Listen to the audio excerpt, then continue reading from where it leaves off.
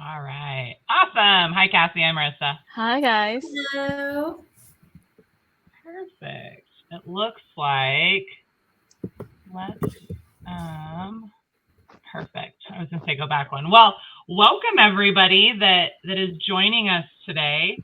I was just telling the team, we were meeting with them, if my voice gradually is gone by the end of this, I also, I coach girls basketball. And so at night, I'm getting excited. We had a game last night. So again, I've got my tea. We should be good. But anyway, yeah, let's get started. Hi, everybody. My name is Kirsten Young. I'm the Senior CX Strategist for Reputation. I support organizations with strategic initiatives to help improve your customer experience. And I'm really, really excited today to have Cassie, who is the Director of Marketing from ENS Ring, as well as Marissa, who is the Senior Social Media and Reputation Specialist from Fairfield, just on today's call to share their expertise. So thank you guys for being on. And housekeeping items for those that are on with us today. So you should see to your right, there'll be some polls throughout. So we're going to get some audience participation. We also have a Q&A tab. So please, we will do our best to answer questions throughout and keep those coming. So you guys can type those in whenever you guys have a question. As well as up at the top, there is a Get Demo button. So at any point, again, at the end of this, if you've got more questions, if you want to learn more, please feel free to utilize that. But without further ado, let's get started. So here at Reputation, we know that a proven way to earn new customers is to really deliver those great experiences, again, to the ones that you already have. And what you're seeing on the screen is an illustration of the relationship between loyalty and winning new customers. So now I want to take you guys through this. So we'll start in the middle and kind of moving your way to the right. This is where a new prospect just became your next customer, or in other words, your next resident. And we're going to help you listen to that resident, no matter how they want to talk to you, right? Surveys, public feedback, right? Like social media, reviews, SMS, and property managers should really prioritize responding to residents and their inquiries in a timely manner and accurately. And actually, according to our property management report, which you guys will also see over to the right in Docs, we put a bunch of different things in there for you guys. You guys can download those as well. And our property management report is in there. But per our report, 55% of residents actually are expecting to hear back from the manager within 2 hours of contacting them. And I wanted to look into this a little bit further. And so I looked into online mentions within the last month via our social listening tool, and found in the last month there were over 65,000 mentions that were specifically related to that, like poor communication in this industry, right? Response times or sending multiple emails and just not hearing back. And it might seem obvious, but I've actually been shocked at how often I talk to people, just even in customer service, who don't respond to a client until they've actually finished fixing the problem that maybe they reached out to in the first place. And, I know me, I like acknowledgement, and I want to know that, like, hey, did you get my email? Did you get my phone call? Are you working on it? And just making sure, again, that you guys are providing updates along the way. So if we move to that next area where it's, again, really driving referrals, Reputation can show you what to act on. So you can truly listen, right? Listen to those customers, listen to your residents, and take action on that feedback that you're getting. Again, not just from your residents, but your employees as well. And it's able to identify trends, give you your strengths, give you your weaknesses. And then those residents, again, that you're already taking care of, are going to tell others and become advocates for you guys. They're going to start speaking publicly on places like Google and Facebook, apartments.com, apartment ratings, or, in employees' case, maybe Indeed or Glassdoor. If we slowly now move over to that left-hand side and moving over to awareness, when someone is researching your brand, again, looking at online mentions from consumers, things like virtual tours, And virtual tours, I actually looked online, that's increased, which isn't surprising, but increased from 49% from last year. But honestly, it's not a nice to have anymore. In my opinion, it's something that all properties should be offering.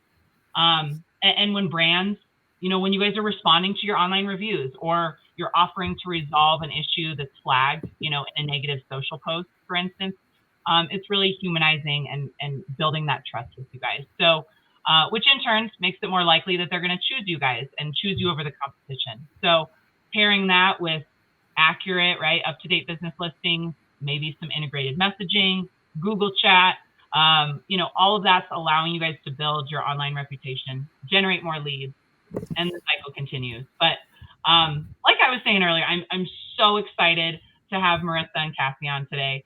Honestly, I know that's why you guys all came to listen to anyway, not me.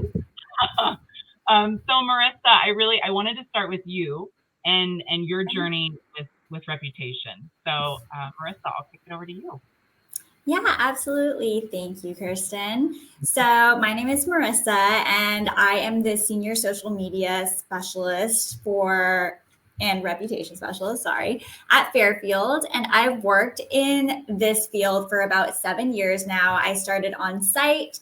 And even back then, when I worked on site, I would work on reviews, surveys, business listings, social media, events, just kind of the catch-all for on-site marketing, I guess. I was lucky to be able to have the budget at the company I was previously at to do that. And then I joined Fairfield in 2018. I was first in an admin marketing role, and then I transitioned into this current role in 2020 at the beginning of the pandemic when everything started going digital. So I had to learn the ropes really quickly, figure out what reputation was, because I knew about reviews and surveys, but it's a whole different world when you're managing it for a whole corporation at a large scale for about 150 properties. So it was a lot to learn about. And once I finally got into the role, got a little bit of training, learned the bare minimum, our previous strategy was very surface level, which it was basically just respond to reviews, which is great. And it's still something that we need to do. But dive and gone in and figured out what the root causes are, what the algorithm is for the reputation score, what really impacts our company's reputation as a whole, not just the reputation score or the star rating, but figuring all of those things out and trying to lead the company in the best direction and have a more detailed strategy to help our on-site teams. It's also super difficult because, again, we have a large portfolio, so we can't always give very specific direction to each community. But that's part of my job, to just help identify communities that are struggling and offer some extra assistance. And if they ever need help responding to review, or maybe fixing some settings and reputation, or just guidance on social media in general, because I know that's kind of a new world to some people. So sometimes you just need a little hand holding to get this strategy down and really figure out what works best for the multifamily industry, because it's also very different than just posting to your personal social media where you just, post with all of your friends there. You're trying to get leads, you're trying to get acquisitions, you're trying to keep your current residents happy and informed. So we've done a lot, and we've also started a program. It's called Share Your Experience, which also has helped us gain reviews, which obviously a lot of on-site teams respond to money incentives. Who doesn't? So we've done things like that in order to get our teams really motivated to try and get out of their comfort zone and ask for reviews and get as many as we can, once we identify that that's one of the biggest factors in just having a good reputation, just getting as many reviews as you can. and responding to those, and also looking at the private surveys that we send out automatically at different points in the customer journey. So all of that gets bundled, and I work with the rest of my team as well, our marketing managers, to reinforce all of this stuff for our on-site teams and provide them the tools that can best, lead them to success with their reputation. I guess lastly, I'd just say, as long as your company really backs you up. I know when I first started in this position, reputation wasn't a huge focus. It was a focus every now and then when they noticed our scores would drop. But as time has gone on and our executives have realized the impact of reputation and social media together, which that is now my focus, it's really helped to have the company, stand behind you and reinforce that it's important to the teams. Because you can send out all these emails to your associates all you want, but no one's going to listen unless the entire company is really supporting moving forward in this aspect. So I think that's really all about just my history. But in general, when I've used reputation, I think it's just made it really easy for my whole journey from when I started to where I am now, which we used to have social media and business listings on with different vendors. And then now that we have them all within reputation, it makes personally my job a lot easier since I do manage all of those items. And it's just so easy to just go into one platform, see everything I need to see. Obviously, they're all in different sections, but it also saves time because I don't have to meet with a separate vendor for each specific item. I think that's pretty much it. So I'm pretty happy. I'm very excited to be here, by the way. And I think that's it. And I'm going to hand it over to Cassie York now. Thanks, Marissa. Hi, everyone. Good morning or good afternoon, wherever you are. I'm also very excited to be here. A little bit about myself. I'm actually a relative newbie to the multifamily industry. I've been in the industry now for 3 years. I work for E&S Ring Management, and my post here is actually my first foray into this industry.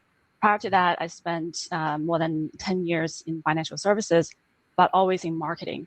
And so I have a bit of an outsider's perspective since I am relatively new, and having come from financial services, which is super cutthroat, I had come in with somewhat of a understanding of reputation management and its importance. I had worked a lot with Net Promoter Score, which is a huge indicator of customer loyalty, and really have a deep understanding of the importance and relationship between strong reputation, strong customer loyalty, and financial success for a company. So I came to E&S Ring and really identified some of the gaps that we had at the time in terms of reputation. And one notable thing at the time was that our company's primary focus was more on the multifamily platforms in terms of reputation, such as apartment ratings and apartments.com, which makes sense because that's where the customers go. But there wasn't enough focus put on Google, which 3 years ago, Google was already huge. So that was a really obvious opportunity there. And so we, in the last few years since we signed on with reputation, really built out a more comprehensive approach to how we manage reputation. So they helped us implement systems across our portfolio.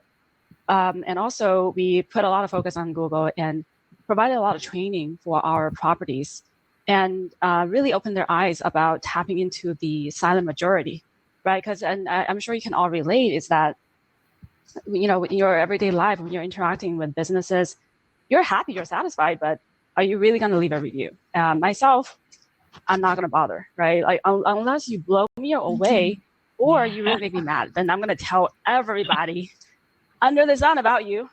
So research has shown that the majority of satisfied customers don't say anything.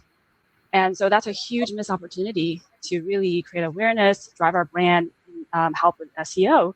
So we started a pretty structured approach to not only train, but incentivize our properties to ask for reviews. And we provided training on how to do that. And we really saw a significant improvement in our results. In fact, in 2 years, our Google rating for our portfolio increased from 3.5 to 4.5. That's a huge increase, and that really speaks to the power of the outreach. But it also added a lot of credibility for the program and therefore a lot of support. So that creates a positive cycle that we're hoping to continue to even get better. Reputation, the team has made it really easy and effortless, right? They're very knowledgeable. I'd like to say they're actually on the cutting edge of technology. Because at ENS Ring, we work with a lot of technology vendors, too many actually. And so you really have a sense of who's good and who's not so good.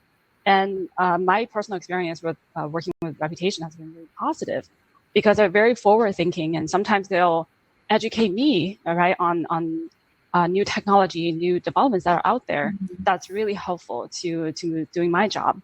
So I really appreciate that. And using the platform has really systemized how we manage Reputation, which is really great from a management perspective, but also from an analytical perspective. Now we are looking at actual data rather than anecdotal evidence, which again helps to align everybody's efforts and goals. So it's been really great. Back to you, Kirsten. Awesome. Oh, I was just going to say, it's like, holy moly, you guys don't wear a lot of hats, do you? Yeah. We were like a million hats. I know. It's the industry for sure, though. And it actually brings me to my first question for you guys, and really just how you're keeping up with all of the changes in the industry. Like we at Reputation have seen some, trends, especially as I was looking into, the online reviews and again, everything pulled into our platform, social listening. So things, like Facebook and Twitter and Instagram, like what are people saying? And interesting to me is waste management was actually trending pretty negatively. Like a lot of people are talking about it. And there's this new up and coming thing called valet trash. And my sister actually mentioned it the other day. I was like, valet trash, what is that? She goes, they pick up my trash. I put it outside my door and they pick it up. I'm like, that sounds amazing. But even like improved security measures, crime mentions in this industry have increased online 80% from last year. And it's something that people are looking for. Again, when they're looking for a place to live, like, how's the security? What does this look like? And of course, no surprise to anybody, work from home amenities and that increased demand for outdoor living. But what are you guys seeing? Cassie, I'll start with you. What are you seeing there? What are you guys doing? Yeah, actually all of the items you mentioned, we heard that too, and then some, right? So needing more security guards, which I don't think any properties can offer that, but better technology for internet, everything, more amenities, everything. Of course, they don't want to see rent increases. So how do we keep up with the changes is number one, by listening to what the customers are saying, which having a platform helps. You look at the insight and you look at what is the most frequently brought up issue and how severe are they and how wide reaching are they?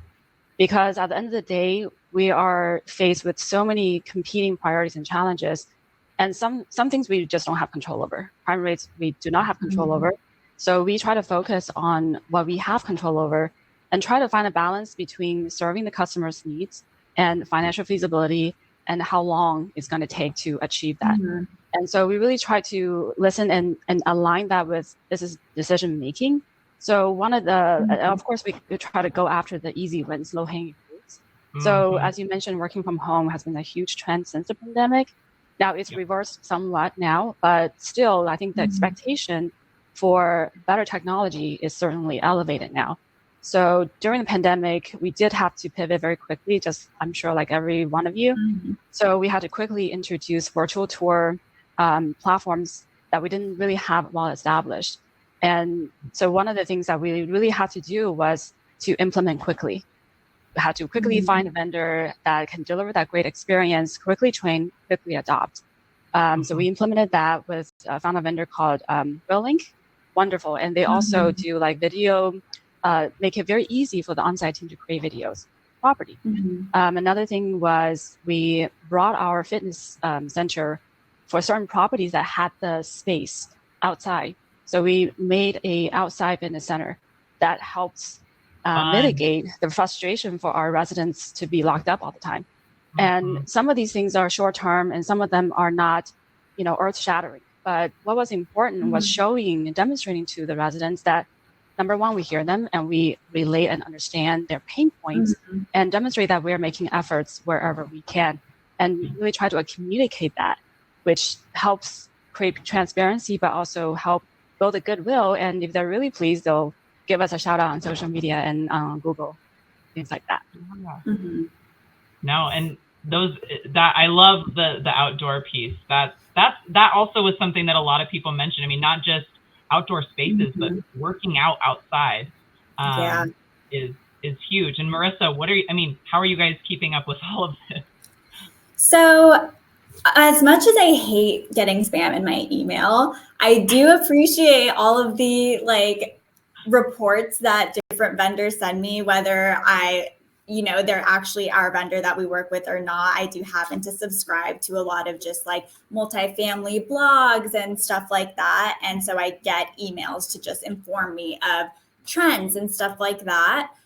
We also do internal surveys where we survey our own residents and just ask them, what their favorite amenities are or what they use the most or how often they use them, which definitely helps us, especially moving forward for building new communities, especially, hearing what our current residents have to say.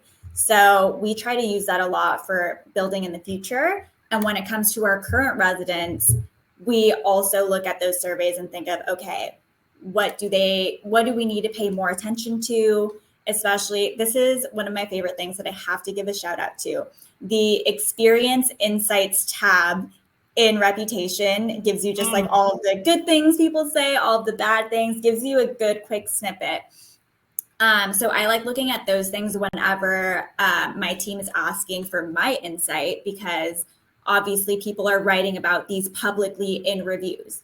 They either like them enough to write about them publicly, or they dislike how something is happening. For example, funny that you mentioned the valet trash.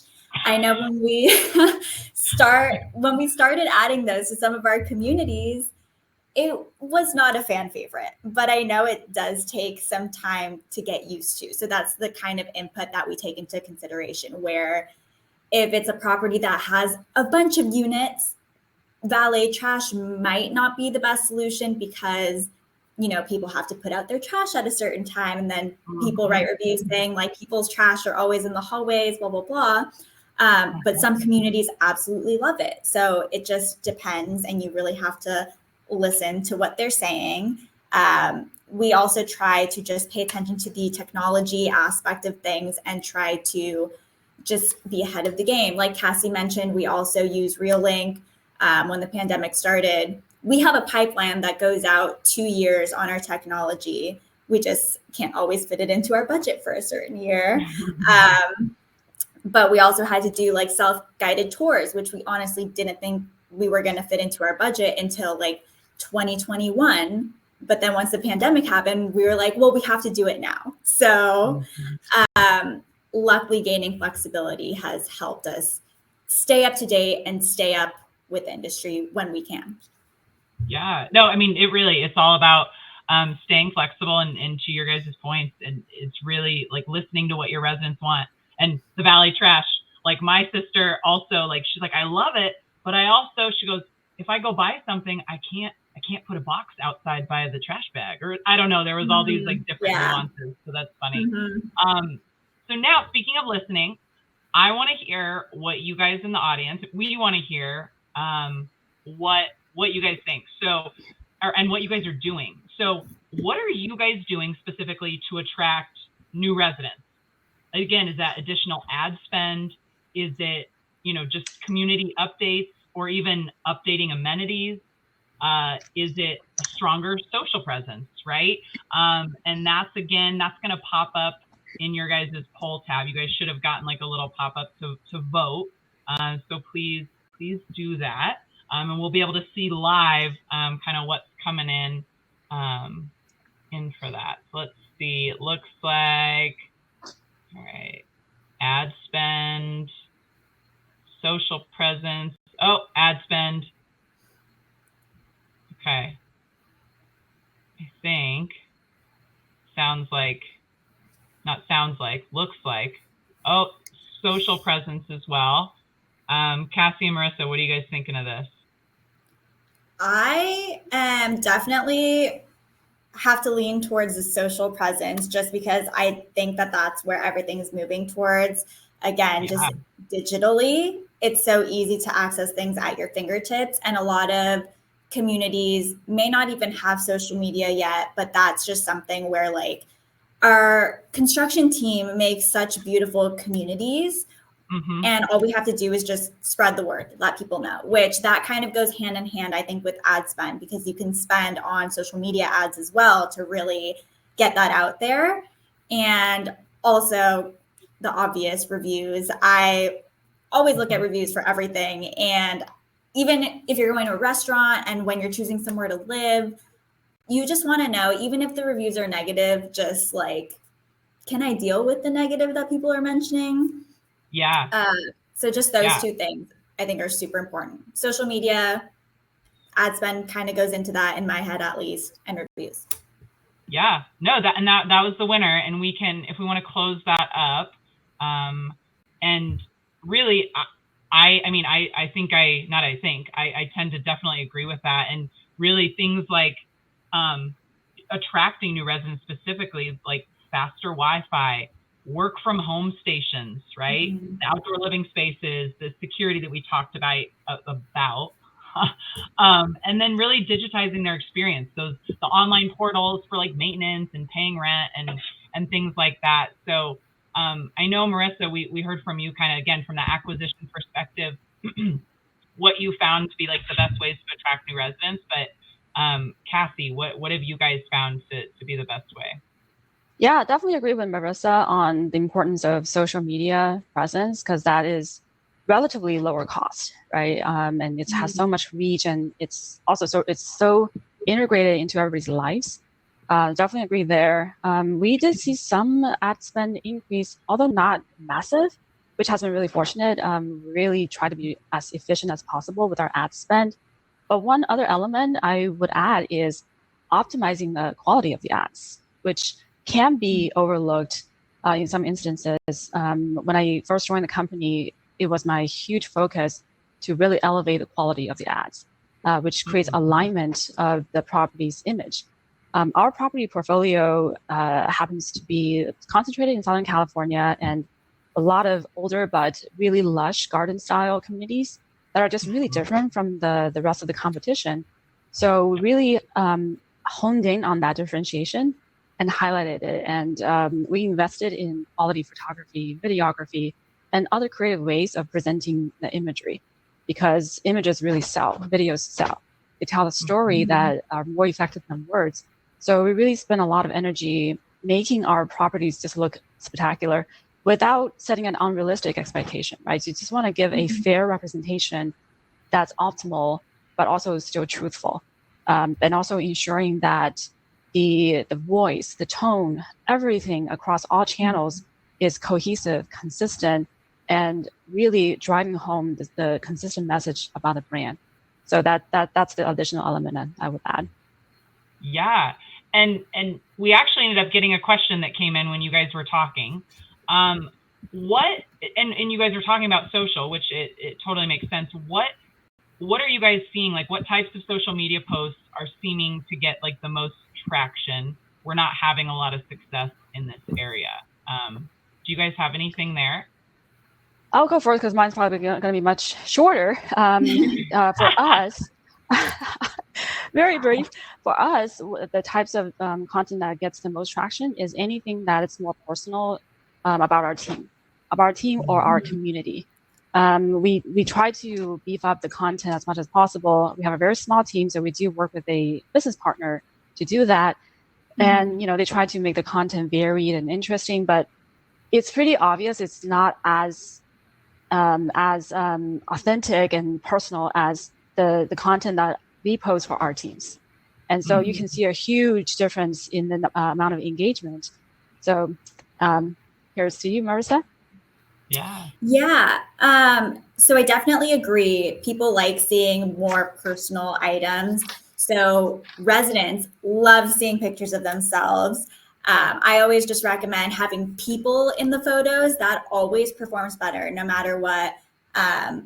If you're posting about an event on site that's either coming up or has already happened, if something's coming up, I know this sounds super cheesy, but when I worked on site, I used to basically fake an event by myself, like a miniature kind of thing where I would take pictures. Let's say you were hosting a mimosa brunch for your community. I would legitimately, the day before, we had the cups already, we had the orange juice and the champagne. I just pour some like orange juice in the cup, do a little like video with me and my team where it's just us like cheersing from the back. And video content is performing best now too. Video is basically the future from what I've gathered. So when possible, posting videos, having people in the photos and or videos, and also after events or just in general, using user-generated content from your residents. They love seeing themselves. If they obviously ask for their permission before you use the photo, but that also drives your residents to follow the community. And then once you have more people following, then it'll kind of recommend your page to other people that they know, or maybe people in the area searching. So things like that definitely help. Awesome. Marissa, I love the fact that you model your events. The amount of times I've pretended to be a resident is astounding. I love it. I want to see some of those. I love it. We've got another audience question for you guys. So when you guys are thinking about your resident feedback that you are getting, how are you utilizing that to make business decisions? Like, what kind of data are you guys using? Are you using, your survey data, that first party feedback, your reviews, the third party feedback? Are you using social data, competitor data, or maybe a combination of all of the above? Again, this will pop up in your polls tab. So please feel free to take that. We'll see live what we got. Oh, all of the above. I love it. There's not even like nothing else. That's awesome.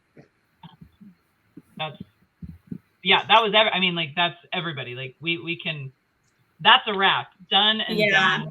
I'd have to agree with that too. Yeah, we can close that one up. That's go ahead, Marissa. I'm sorry. Go ahead. No worries. I think as I kind of stated earlier, just using all those things, reviews, surveys, social data, all of that comes together to make just like well-rounded decisions, I'd say. All of it comes into account.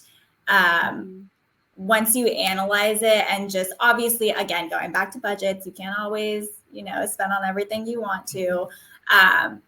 But just using those, and for decisions forward, like I said, for our new constructions, we take all of that into consideration when we're building new properties, when we're hosting events. If people engage with something on social media or wrote a review about just like after a specific event, why did we get so many more reviews? It's because people decided like, I love living here if they host these kinds of events, or if someone was just extremely nice to me and performed great customer service.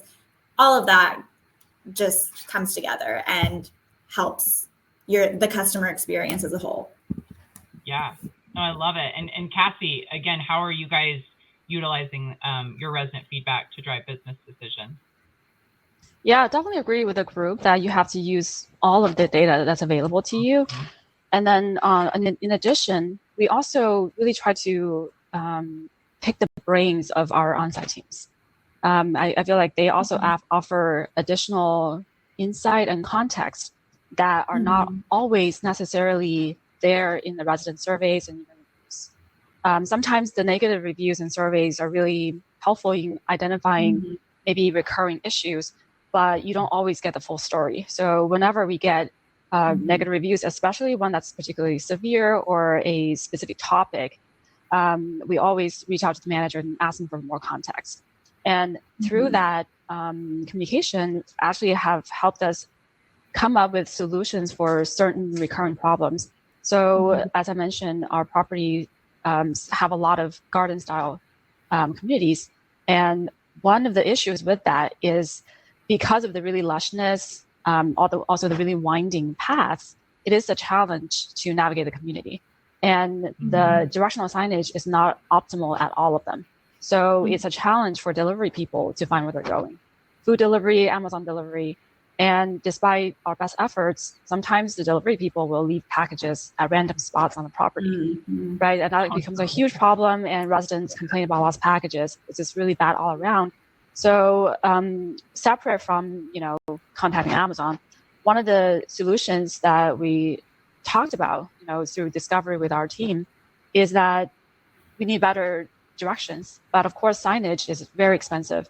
And so we actually found through research a vendor who started out as providing self-guided tours, but we actually used their technology to get turn-by-turn directions within the property. So for our community, it's actually turned out to be really helpful. So the visitors can scan a QR code and access the map on a web browser. Then it geolocates them based on their mobile device, and then they can find points of interest on the property and navigate there. We are just implementing these now, so we don't have yet have data on how much it's mitigating the lost packages issue, but the feedback from the properties is that they all find it really helpful just in previewing it as a resident themselves, in terms of how much that can improve their experience of not getting lost themselves. So so to reiterate, it's about doing everything you can to listen and then to take action promptly when you get that insight. Yeah. Oh my goodness, Cassie, I would need that even if I was living there for like years and knew exactly where I was going. I'm so directionally challenged. That sounds so easy. Yeah. That's really neat. Really and what's the vendor? Okay, Kristen, okay, I'll do a shout out. So the vendor is called Beans. So they actually do a lot of self-guided tours. But I really like their technology, their map technology that provides the turn-by-turn directions. And because they do self-guided tours, a lot of properties are already mapped in their system. So the work that we have to do is really just to optimize the turn-by-turn directions, make sure that they are not only accurate, but the user experience is optimal. And so we are actually implementing 10 properties with them right now. Awesome. And Cassie, can you type that into the session, the vendor? We had someone ask for the vendor name again. Yeah. If you can put that in there. Love it. Yeah, this is why we do these. This is so fun. Just all the nuances and ideas. And you talked about customer experience or your resident experience. So really from a loyalty perspective now, what have you guys found to be the greatest ways to retain those residents? Or in other words, how are you improving their resident experience, which really, at least in my opinion, is honestly what will ultimately be a measurement of success and is going to set you guys apart from your competition, and prioritizing efforts and things like what you did and what you guys have both done to improve this. So, wow moments, or, what do you guys have there? And Marissa, we'll start with you. Okay. Yeah, I definitely say creating a personal connection is the most important thing. And then second would be creating a sense of community, which comes hand in hand. If your residents feel like you actually care about them, and it's not just like creating the facade of like, yeah, I actually care about you. Like people can see through you if you're not genuine. Just creating that experience and like, this is their home. You have to make them feel like they're at home. So having that personal connection where it could be the simplest thing as just like knowing your residents' names, which a lot of community managers without even trying, like obviously do because, they see them. So that's an easy thing. Just like remembering small tidbits that make them feel like you actually like care about their lives and it makes them a lot more likely to come to you first if they have a problem, rather than if you don't have that personal connection with the resident, they're automatically just like the first stop is going to be write a bad review, or like, write, like, comment or tweet at you, whatever, with an aggressive tone. And we want to avoid that at all costs. So if they feel comfortable enough to just come to you with something, they'll have confidence in you and feel like you're there to help them with the issue instead of going straight online, and creating a sense of community and like belonging. Just, there's nothing that really compares to it. I know I've definitely lived in apartment communities where I'm just like, I like really feel at home here. Like I know my neighbors because like I'd go to the events, or like I'd see them around on my daily like walk or route to go get my mail or walk to the parking lot, whatever it is. Which I'd say price and rent is always going to be an issue where like it's the biggest pain, prices are going to go up. We can't control the market. It's just what it is. We have to do what we have to do in order to stay afloat or, compete with our comps. But if people experience like great customer service and they love where they live and they have the means to pay that extra amount, they will, and they won't leave. Mm-hmm. Yeah, absolutely agree. And same here. I wholeheartedly believe that the number one thing is the people on site. They are the ones forming the connection with the residents, and they're the ones who can actually solve issues for the residents. So how well they do that will really leave a lasting impression, and the people are the most difficult element to replace. So that's really what's going to differentiate your property from the competition. If I could add anything, I would say two things. One is to really study every touch point, whether it's interpersonal or systematic, right? We are living in such a digital age. So there's so much interaction that is done digitally, like resident engagement, resident portals, service requests. So those touch points, and we do rely on a lot of system vendors for that. So those touch points, if they're not optimal, can really be a pain. And I'm sure a lot of our current systems are a pain point. And so, there's also not that much control we have, but whatever influence we can have over our vendors, we should exercise them to optimize every touch point, remove the obstacles, make it as easy and intuitive as possible. Because the easier it is for the resident, the more effectively and efficiently they can get through that issue. And maybe they won't even need your help, so that they only come to you really to build that personal connection. And then the second one would be to also leverage systems to get more insight and to engage with them. So we are in the process of implementing a resident engagement platform, which is like a gamification of that experience. So we reward residents with points for interacting with us, for providing insight, answering polls and things like that. Still in the implementation phase. But I've heard a lot of great success stories of improving resident engagement metrics as a result of this. And I'm excited to see how well it will do for us. No, that's awesome. Those are the wow moments. Those are the little things, and those are the wins that we all want. And okay, I promise for the audience, this is the last question of you guys. I'm going to ask of you guys to do. Okay. So, how are you guys out in the audience? How are we staying ahead of our competition? Are you guys simplifying the lease process? Are you just doing consistent updates to the communities? Are you analyzing your competitors' reviews and what they're saying on social, dynamic marketing, or is it consistent communication, with the residents and hearing from them maybe what others are doing? So would love to hear from you guys. Again, the poll is live. I'm interested in this one. The last one was like blown out of the water, done. It was like all the same one. And it looks like, so the communication piece, we'll keep it open for a little bit longer, see where we're at. All right, the dynamic marketing. Okay. So really just staying in communication with the residents, it sounds like is the big one. And we can go ahead and close the poll. And I really, again, staying on that same topic, I want to hear, again, Cassie and Marissa, why everybody's here. They want to hear from you guys. But how are you guys staying ahead of your competition? And Cassie, we'll start with you. Sure. Yeah, I would say it's definitely all of the above. It's also important. You really can't miss any of them. And I would say to wrap all of them up is to constantly and continuously look for ways to improve.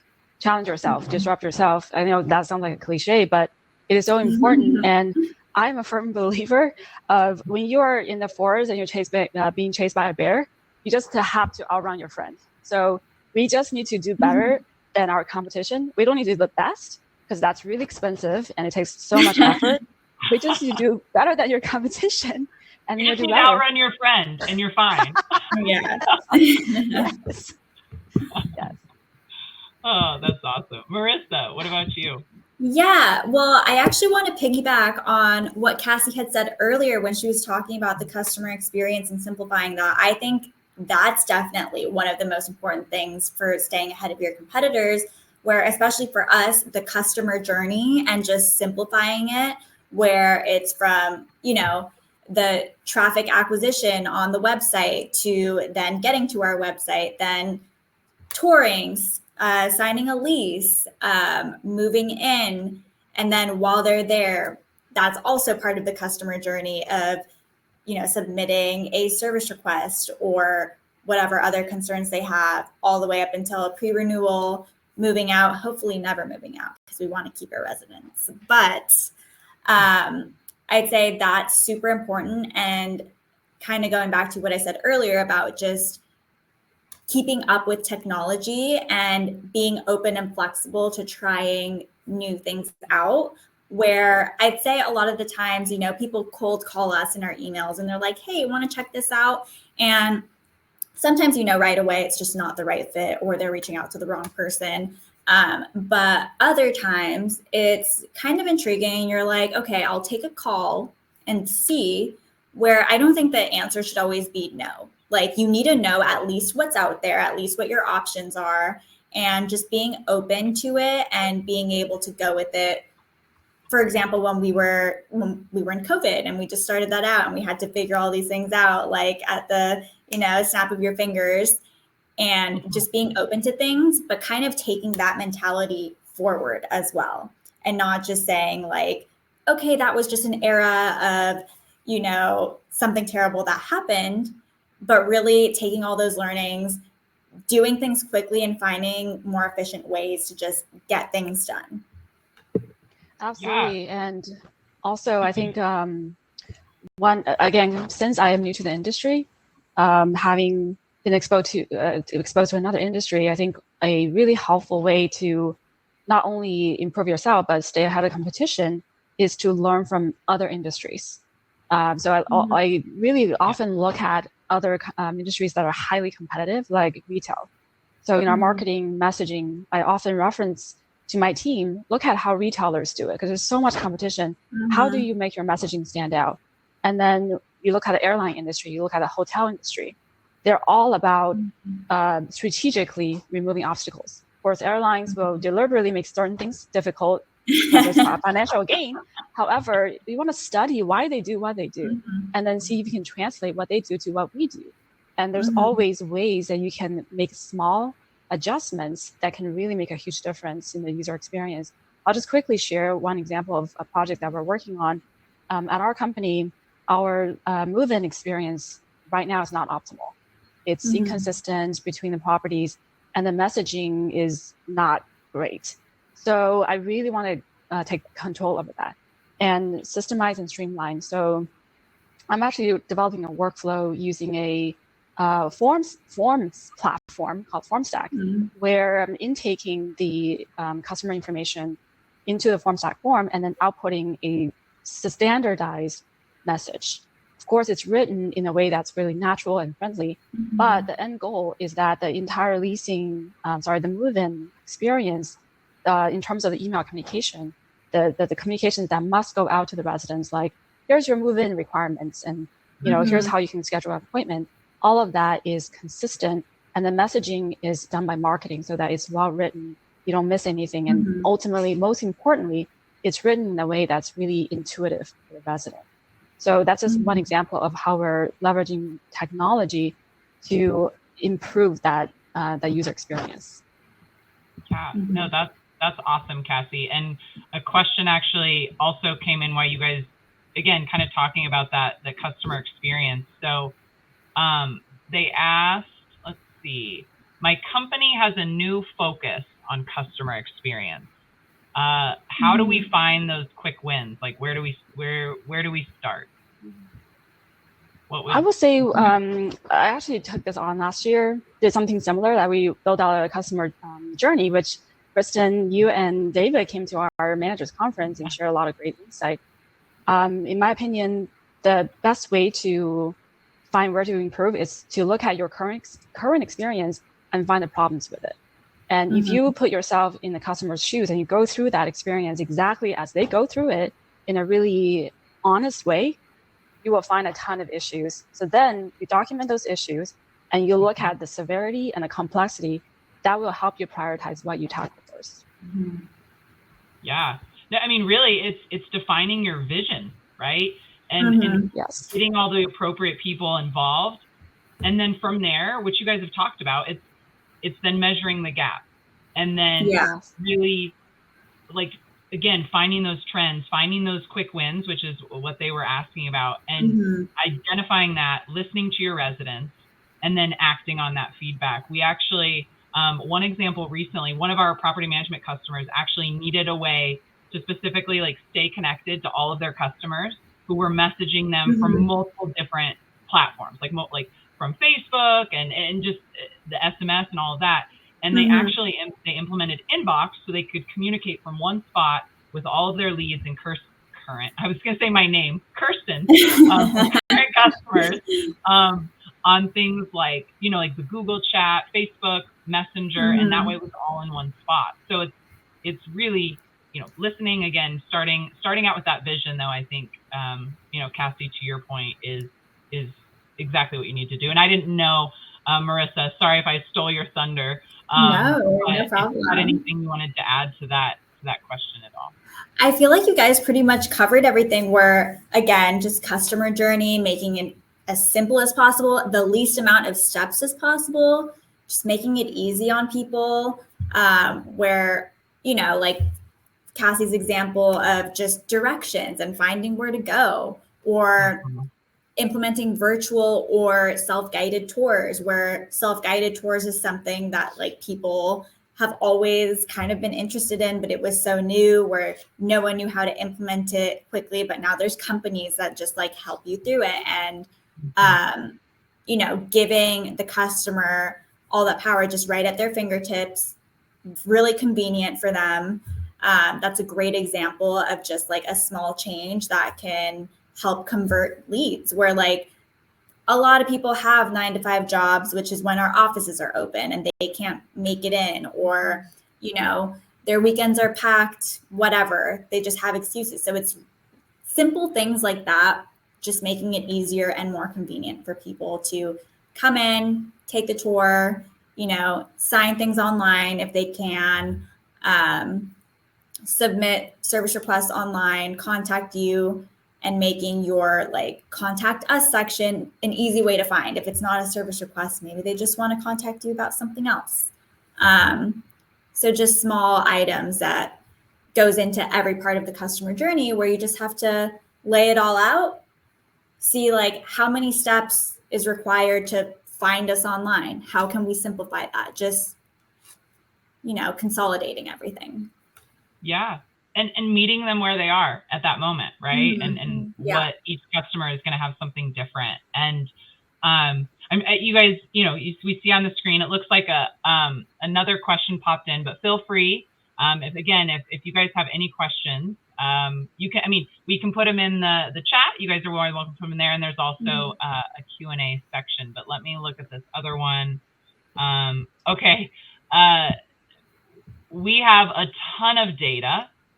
And not really sure like what to do with all, like how do we create a system to use all the data that we're getting from our customers and make it scalable? What would you guys say there? That's our challenge too. something- Like data Yeah. overload. I know, data overload. It's like it's everywhere. It's like it's such a common challenge Yeah. for organizations. And I feel like I hear this all the time, people that, they're data rich and insights poor is really what it is. Like we're, again, no shortage of data. But, things like the reviews and the employees and the employee surveys and move-in surveys and the prospect pulse surveys, work orders, social comments, Indeed, Glassdoor. And that's daunting, just trying to understand all of that and like what to do. But Yeah. really, I mean, short of and hiring an analyst, right? But sorry Yeah. to cut you off, Kristen. no, you're So fine. one And go ahead. one tactic that I am trying right now, just to get through this mountain of data, small wins, is I don't have time to look at everything. So let me tackle the problems. I want to know when the problems happen. So one of the tools in Reputation, I just schedule certain reports to be delivered only when the results are bad. So for our maintenance survey results, I have them filtered so that when the rating is below 3, then the rating, the customer, their comments, and the property and all the related information is delivered to the portfolio manager and the business manager and the maintenance manager, so that they are presented with issues that require their attention. It's not giving the insight, right? That we still need to come in and do that. We need to dedicate time for that. But at minimum, is bringing their attention to the recurring or major issues. But then in terms of gaining insight from the data overall, I mean, we're talking data analysis here. So really, you have to have your areas of concern defined first. You want to know what it is that you want to analyze. So then you can narrow down your data set. Then you can look at the specific data set that can give you insight on that. It's a lot of detailed work. And so I think at the end of the day, it's kind of a matter of choice. You can choose to work on data analysis, or you can choose to work on system implementation, or you can choose to work on, lease management. You will need to make decisions on your business needs and your priority. But I think data analysis needs to be something that we spend time on every week, if not every day. I'm not quite there yet, but it's certainly my New Year resolution. A whole day on data analysis every week. Yeah, Cassie, I can definitely agree with you on that. I know that I have way too much data where like I don't even know where to start.